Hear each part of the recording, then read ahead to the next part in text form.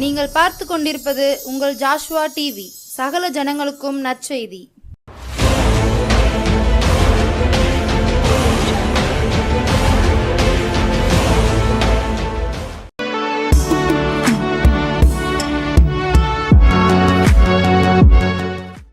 கிறிஸ்துவுக்குள் பிரியமானவர்களே, மறுபடியுமாய் நம்முடைய ஜாஷ்வா டிவி மூலமாய் உங்களை பார்ப்பதில் மிகுந்த சந்தோஷம். கர்த்தர் தாமே நாட்களில் உங்களோடு கூட நம்முடைய ஜாஷ்வா டிவி மூலமாய் தேவனுடைய வார்த்தையை கொடுக்கத்தக்கதாய் கர்த்தர் கொடுத்த நல்ல ஒரு கிருபைக்காக என் தேவனுக்கு நன்றி. இரண்டாவது, நம்முடைய ஜாஷ்வா டிவி மூலமாய் அநேக மக்கள் தேவனுடைய வார்த்தையை கேட்கத்தக்கதாய் ஆராதனை வேலை, ஜெப வேலை, பாடல் வேலை என்று சொல்லி அநேக விதமான காரியங்கள் ஒவ்வொரு மக்கள் பார்க்கத்தக்கதாய் கர்த்தர் நம்முடைய ஜாஷ்வா டிவி மூலமாய் கர்த்தர் செய்து கொண்டிருக்கிறார். நல்ல சிறப்பாக நம்முடைய ஜாஷ்வா டிவிக்காக ஜெபித்துக் கொள்ளுங்கள்.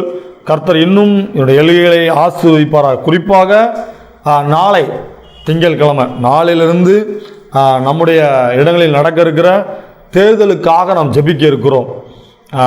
ஒவ்வொரு கிராமங்களுக்காக, நகரங்களுக்காக, ஒவ்வொரு பட்டணங்களுக்காக, மாநிலங்களுக்காக, அதில் தேர்தல் நிற்கிற மக்களுக்காக, அதில் கலந்து கொள்கிற மக்களுக்காக, எல்லாவற்றிற்காக நாம் ஜெபிக்க இருக்கிறோம். கடந்த முறை நாம் ஜெபித்தோம். அதே போல் இந்த முறையும் நம்முடைய ஜாஷ்வாடியோடு கூட இணைந்து நாம் தேர்தலுக்காக ஜெபிக்க இருக்கிறோம். நீங்கள் தேர்தலுக்காக இணைந்து நீங்கள் ஜெபித்துக் கொள்ளுங்க. உங்களுடைய ஜெபத்தையும் நம்முடைய ஜெபத்தையும் கர்த்தர் கேட்டு நம்முடைய இந்திய தேசத்தில் இன்னும் நல்ல மக்களை கர்த்தர் எடுத்து பயன்படுத்துகிற மக்களை கர்த்தர் தலைவராக கொண்டு வந்து தருவார். அதனால் வருகிற தேர்தலுக்காக நாம் ஜெபிக்க இருக்கிறோம். தேர்தலில் நீங்கள் கலந்து கொள்ளுங்க. கர்த்தர் உங்களை இன்னும் ஆசீர்வதிப்பாராக. இந்த நாட்களிலும் கர்த்தர் நம்மளோடு கூட பேசும்படி ஒரு நிமிடம் கண்களை மூடி ஜெபிப்போம். அன்பின் பரலோக பிதாவே, உமக்கு ஸ்தோத்திரம். இந்த நல்ல ஒரு பரிசுத்தமான ஓய்வு நாளுக்காக உமக்கு நன்றி. இந்த பரிசுத்தமான ஓய்வு நாளில் இந்த மாலை நேரத்தில் ஆண்டவரே எங்களோடு கூட பேசும்படியே நாங்கள் காத்திருக்கிறோம். எங்களுக்கு தேவையான மன்னா, அப்போ எங்களுக்கு தேவையான வசனத்தை, எங்களுக்கு தேவையான நல்ல ஒரு ஆவிக்குரிய ஒரு ஆகாரத்தை, ஒரு நல்ல ஒரு வார்த்தையை எங்களுக்கு கொடுத்து எங்களை பலப்படுத்த வேண்டும் என்று சொல்லி நாங்கள் எதிர்பார்க்கிறோம். நாங்கள் இன்னும் வாஞ்சியோடு காத்து நிற்கிறோம். எங்கள் இருதயத்தோடு கூட பரிசுத்த ஆவியானவர் நீங்கள் பேச வேண்டும் என்று சொல்லி எங்களுடைய இருதயத்தை உம்முடைய கரத்தில் ஒப்பு கொடுக்கிறோம். ஆரம்பம் முதல் முடிவு வரை அப்பா நீர் ஒருவர் பேசுங்க என்று சொல்லி உம்முடைய கரத்தில் ஒப்பு கொடுக்கிறோம். இந்த செய்தியை எப்பேற்பட்ட ஜனங்கள் அப்பா எந்த சூழ்நிலையிலிருந்து இதை பார்த்து கொண்டு இருக்கிறார்களோ ஒவ்வொரு இருதயத்தையும் ஆண்டவரே நீங்கள் தொட வேண்டும் என்று சொல்லி நாங்கள் செபிக்கிறோம். உடைந்து போன இருதயத்தை நீங்க தொடுங்கப்பா. புண்ணாய் இருக்கிற இருதயத்தை நீங்க தொடுங்க ஆண்டவரே. எந்த ஒரு ஆறுதலும் இல்லாதபடி, எந்த மனிதனுடைய உதவியும் இல்லாதபடி தவித்து கொண்டு ஏங்கி கொண்டு அப்பா ஏசப்பா சொத்துரம் ஆண்டவரே எனக்கு என்று சொல்லி யார் இருக்கிறா என்று சொல்லி ஆண்டவரே ஒன்றும் இல்லாமல் இருக்கிற பாலடைந்து கிடக்கிற இருதயத்தை கர்த்தர் நீங்க பலப்படுத்துவீராக. இயேசுவின் நாமம் அந்த இருதயத்தை தொடட்டும் என்று சொல்லி நாங்கள் செபிக்கிறோம். இந்த பரிசுத்த ஆவியானவர் தாமே இந்த வார்த்தையின் மூலமாய் அவர்களை பலப்படுத்துவீராக. பேசுகிற அடிமையை கர்த்தர் மறைத்து உடைய வார்த்தை ஆண்டவரே இதை கேட்கிற அநேக இடங்களுக்கு போகட்டும் என்று சொல்லி நான் செபிக்கிறேன். நீங்கள் ஒருவர் மகிமைப்படுங்க. துதி கன மகிமை எல்லாம் உங்களுக்கு ஒருவருக்கே நான் செலுத்துகிறேன். மீட்பர் இயேசு மூலம் ஜெபிக்கிறோம் நல்ல பிதாவே, ஆமென்.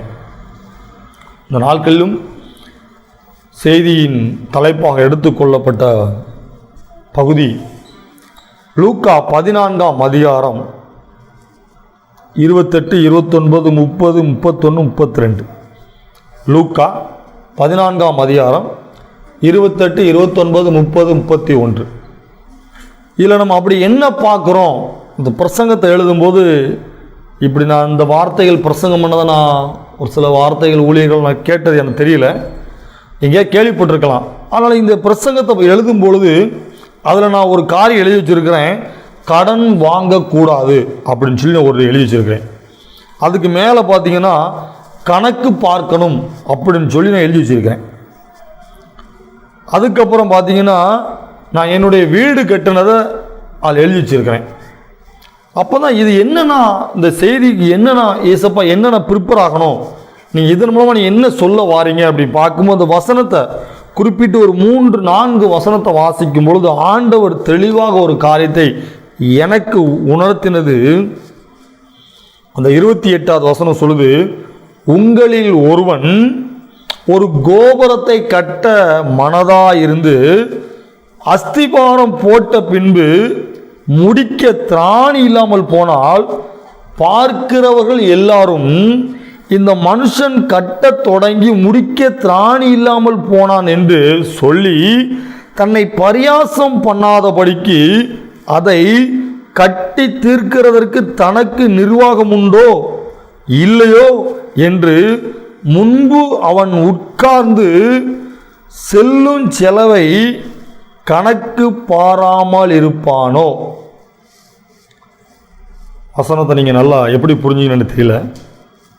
ஒரு மனுஷன் இருக்கிறார், ஒரு மனிதன் தன்னுடைய வருமானம் என்ன, தான் தொழில் பார்ப்பதன் மூலமாய் தனக்கு கிடைக்கிற லாபங்கள் என்ன, தன்னுடைய வீட்டின் வரவு செலவு என்ன, நான் புதிதாக ஒரு வீட்டை கட்ட வேண்டும், நான் புதிதாக ஒரு கம்பெனியை கட்ட வேண்டும், புதிதாக நான் தொழில் ஆரம்பிக்க வேண்டும், புதிதான திட்டங்களை நான் செய்ய வேண்டும் என்று சொல்லி ஒரு மனிதன் ஒரு புதியதான ஒரு காரியத்தை செய்ய ஆரம்பிப்பதற்கு முன்னதாக அவர் என்ன செய்யணுமா, கையில் இருக்கிற ரூபாயை வைத்துக்கொண்டு ஒரு வீடு கட்ட போறார். ஒரு கோபுரம் போட்டிருக்கல, ஒரு வீடு கட்ட போறார்.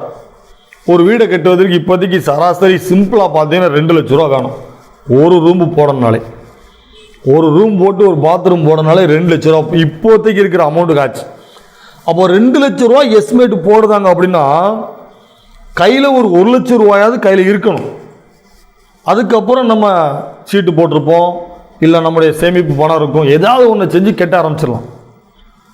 ஏன்னா 2 லட்ச ரூபாய்க்கு வீட்டை நான் ஏற்பாடு பண்ணிவிட்டு ஒரு 40,000 50,000 வைத்து அஸ்திபாரத்தை மாத்திரம் நான் போட்டுட்டு இதுக்கு மேலே என்னால் வீடு கட்ட முடியல அப்படின்னு சொல்லி நான் அந்த வீட்டை நான் இடையில போட்டுட்டோம்னா, அந்த வீட்டை நான் அப்படியே நான் போட்டுட்டோம்னா என்னை பார்க்கிற மனிதன் என்னை பார்த்து என்ன சொல்லுவான், இந்த வீடு கெட்டதுக்கு இவ்வளோ ரூபா வந்திருக்குமே, இவன் கொத்தனாட்டை கேட்டிருப்பாங்களே, இல்லை இன்ஜினியர்கிட்ட கேட்டிருப்பாங்களே, இந்த வீட்டை அவங்க எப்படி கட்டலாம், இவ்வளோ ரூபா வரும்னு சொல்லி சொல்லியிருப்பாங்களே, அப்போ இதுக்கு ஒரு பணத்துக்கு ஒரு என்ன செஞ்சார் இப்படின்னு சொல்லி மற்ற மனிதர்கள் நம்மகிட்டையும் சொல்லியிருப்பாங்க, நம்முடைய காது கேட்கையும் சொல்லுவாங்க. சரியா?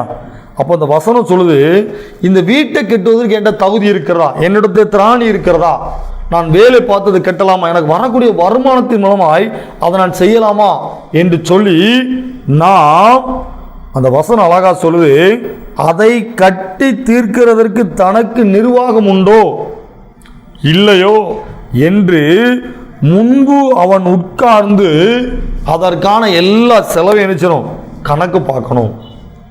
இந்த பிரசங்கத்தில் என்ன சொல்லன்னா, நீங்கள் உங்களுடைய கணக்கு என்ன, நீங்கள் என்ன மாதிரி கணக்கு போட்டுக்கிட்டு இருக்கீங்க. இந்த வருஷம் 2022 பிறந்தது, நீங்கள் எதிர்பார்த்த மாதிரி உங்களுடைய கணக்கை நீங்கள் போட்டிருப்பீங்கள்ல, நீங்கள் எதிர்பார்த்த மாதிரி நீங்கள் உங்கள் கணக்கு போட்ட மாதிரி இந்த வருஷம் கரெக்டாக போய்கிட்டு இருக்கா, நீங்கள் கணக்கு போட்ட மாதிரி உங்களுடைய வாழ்க்கையில் எல்லா சம்பவமும் நடக்கிறதா, நீங்கள் கணக்கு போட்ட மாதிரி உங்களுடைய ஊழியம் சிறப்பானபடி போகுதா, உங்களுடைய மனக்கணக்கு என்ன, நீங்கள் போடுகிற மனக்கணக்கு என்ன, நீங்கள் போடுகிற மனக்கணக்கு சரியானபடி போடுறீங்களா, இல்லைன்னா அதை இடையில கால வாரிடுதா, அதை செஞ்சு முடிச்சிருந்தீங்களா இல்லை இடையில விட்டுருதீங்களா, உங்களால் செய்ய முடிவதற்கு உங்களுக்கு திராணி இருக்கா முடியலையா, நீங்கள் போடுற மனக்கணக்கு என்ன. மனக்கணக்கு போடாமல் நீங்கள் எதுலேயுமே காலை வைக்காதீங்க. அது வேலையாக இருக்கலாம், படிப்பாக இருக்கலாம், ஒரு கல்யாண வீடாக இருக்கலாம், இல்லைன்னா பார்த்தீங்கன்னா ஊழியமாக கூட இருக்கலாம். உங்களுடைய மனக்கணக்கு தெளிவாக இல்லை என்று சொன்னால் நீங்கள் எந்த காரியத்தில் இறங்காதீங்க. நீங்கள் ஒரு காரியத்தை ஆர்வமோடு செய்ய நீங்கள் ஆரம்பிச்சுட்டு அதை செய்ய முடியாதபடி இடையில விட்டுட்டீங்கன்னா அதை அதுக்கப்புறம் ஆரம்பிக்கவே முடியாது. அது ஊழியமாக இருக்கலாம், வீடாக இருக்கலாம், படிப்பாக இருக்கலாம், தொழிலாக இருக்கலாம், நிறுவனமாக இருக்கலாம், எதுவானாலும் இருக்கலாம். நீங்கள் அதை ஆரம்பிச்சுட்டு அதை நீங்கள் விட்டுட்டீங்க அப்படின்னா அதை உங்களால் என்ன செய்ய முடியாது, மறுபடி அதை ரன் பண்ண முடியாது. அப்போது நீங்கள் ஒரு நிமிடம் உட்கார்ந்து, ஆண்டவரே நான் இப்படி நினைக்கிறேன், என்னுடைய மனக்கணக்கு இப்படி இருக்கிறது, நான் இதை செய்யலாம், அதை செய்யலாம், அதை கட்டலாம், இதை கட்டலாம், அதை வாங்கலாம், இதை வாங்கலாம், நான் இந்த காரியத்தில் செய்யலாம் என்று சொல்லி நான் 1000 விதமான கணக்குகளை நான் போடுகிறேன். என் கணக்கு சரிதானா, நான் எடுக்கிற முடிவு சரிதானா என்று நீங்க உட்கார்ந்து யோசிக்கணும். 31வது வசனம் சொல்லுது, அன்றியும் ஒரு ராஜா மற்றொரு ராஜாவோட யுத்தம் செய்ய போகிற போது, ஒரு ராஜா இருக்கிறார், ஒரு ராஜா எதிர் நாட்டில் போய் சண்டை போடும்போது அவருடைய படை பலன் என்ன, நம்மிடத்தில் இருக்கிற படை பலன் என்ன, அதை நல்லா தெரிந்து கொள்ளணும். தெரிந்து கொண்டு அந்த படையை விட நம்மிடத்தில் இருக்கிற படை பலன் அதிகமாய் இருந்தால் மாத்திரம்தான் அந்த நாட்டில் போய் சண்டை போடணும். இல்லையா சமாதானம் ஆயிடும். உங்களுக்கு சொல்றது உங்களுக்கு புரியும் நினைக்கிறேன். நம்ம கிட்ட எவ்வளோ பலன் இருக்கு, நமக்கு யார் உதவி செய்வா, நம்முடைய பேக்ரவுண்ட் என்ன, நம்முடைய கையிருப்பு, பணத்தின் கையிருப்பு என்ன, இதெல்லாம் உட்கார்ந்து யோசித்த பின்பு தான் நம்முடைய காலத்தில் இறங்கணும். அப்போ நம்ம போடுற கணக்கு கரெக்டாக இருக்கணும். இப்போ ஸ்கூல் படிக்கும்போது பார்த்தீங்கன்னா ஸ்கொயர்மாங்க, வகுத்தல்மாங்க, பெருக்கல், கழித்தல் அப்படிம்பாங்க. ஒரு சில கணக்கெலாம் பார்த்தீங்கன்னா ஒரு பக்கத்துக்கு வரும். அந்த ஒரு கணக்கு, ஒரு பக்கத்துக்கு வரக்கூடிய கணக்கு, அதற்கு எல்லாம் ஒவ்வொரு கணக்குக்கு ஒவ்வொரு சூத்திரம் சொல்லி சொல்லுவாங்க. அந்த ஒரு சூத்திரம், அந்த சூத்திரத்தை போட்டு இந்த கணக்கு போட்டால் மாத்திரம்தான் கடைசி வரைக்கும் கடைசி ஆன்சர் கரெக்டாகும். அந்த சூத்திரத்தை நீங்கள் மாற்றிட்டீங்கன்னு வச்சுக்கோங்களேன், நீங்கள் என்ன போட்டாலும் என்ன செய்யாது, கணக்கு வரவே வராது. நிறைய பேர் பார்த்தீங்கன்னா ஒவ்வொரு கணக்குக்கு ஒவ்வொரு சூத்திரத்தை கரெக்டாக மனப்பாடமாக வச்சுருப்பாங்க. அது வைத்திருந்தால் மாத்திரம்தான் அந்த கணக்கை போட்டு முடிக்க முடியும். இதில் பார்த்தீங்கன்னா மத்தேயு 14ஆம் அதிகாரத்தில் இங்கே ஒரு 4 சீஷர்கள் இருக்கிறாங்க, ஒரு 10-12 சீஷர்கள் இருக்கிறாங்க, 12 சீஷர்கள் இருக்கிறாங்க. மத்தேயு 14ஆம் அதிகாரத்தில் இந்த 12 சீஷர்கள் ஒரு கணக்கு போடுறாங்க. இயேசு கிறிஸ்து எங்கெல்லாம் போகிறாரோ போகிற இடத்துக்கு திரளான கூட்டங்கள் எப்பவும் போய்கிட்டே இருக்கு. ஆயிரக்கணக்கான பேர் இயேசு கிறிஸ்துவோட செய்தியை கேட்கறதுக்கு, போதனையை கேட்கறதுக்கு, சுகம் பெறுவதற்கு, நன்மைகள் பெறுவதற்கு ஆயிரக்கணக்கான பேர் போய்கிட்டு இருக்கிறாங்க. அப்போ இவங்களுக்கு சாப்பாடு ரெடி பண்ணணும், இவங்களை உட்கார வைக்கணும், இவங்களுக்கு நிறைய வேலைகள் இவங்களுக்கு இருக்கு. அப்போ தேவன் கொடுக்குற அந்த பிரசங்கம் முடிஞ்சுது. அப்போ இயேசு கிறிஸ்துவுக்கும் தெரியும். சீஷர்கள்ட்ட இவர் கேட்குறார், ஆண்டவரே இவங்க இவ்வளோ நேரம் உட்காந்துட்டாங்க, இவங்களுக்கு சாப்பிட்றதுக்கு எதாவது வேணுமே அப்படின்னு சொல்லி மத்தேயு 14ஆம் அதிகாரத்தில் 15-16 வசனத்துக்கு மேலே அந்த சம்பவங்கள் அப்படியே இருக்கு. அப்போ அவர் பார்க்கும்போது இயேசு கிறிஸ்து சொல்றாரு, இவங்களுக்கு எவ்வளோ பேருக்கு சாப்பாடு வேணுமோ இதை நீங்கள் ஆயத்தம் பண்ணுங்க, நீங்கள் போஜனம் கொடுங்க அப்படின்னு சொல்லி இயேசு கிறிஸ்து சொல்றார் 16ஆம் வசனத்தில், மத்தேயு 14-16 வசனத்தில். அப்போ அவங்க சொல்றாங்க, ஆண்டவர் எங்ககிட்ட ஒன்றுமே இல்லை. இவங்க என்ன மனக்கணக்கு போடுறாங்க, இவ்வளோ பேருக்கு வந்தாலும் சாயங்காலம் ஆயிட்டு நம்மளால் போய் ஒன்றும் ரெடி பண்ண முடியாது, ஒரு வனாந்தரமான இடத்துல இருக்கிறோம், இந்த வனாந்தரமான இடத்துல இருக்கணும்னா அதுக்கு சாப்பிட்றதுக்கு எல்லா ஆயத்தமான ஏற்பாடுகள் பண்ணணும்.